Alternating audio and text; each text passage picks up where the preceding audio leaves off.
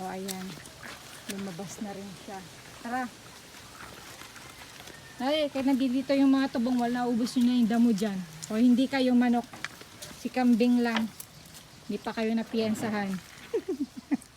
Sige na, labas na. Nag-e-NRT pa to si Bontes. Hinay.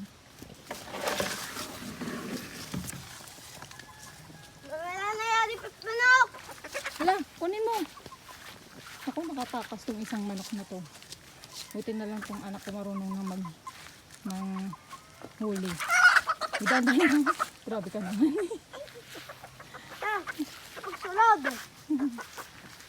Ayan. Nakalabas na rin ang dalawang kambing at eto, nag-aalmusal na rin sila. Hello! Kambingers! Hello! Masungit.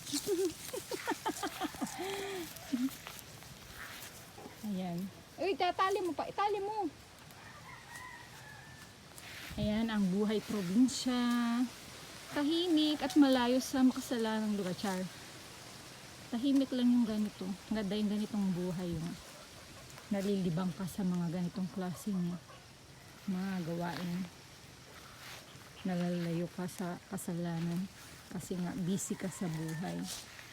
Ayan. Yan ang aming kambing. Yan yung anak ko kumain ng sanas. Hindi na kayo magkalaro niyan.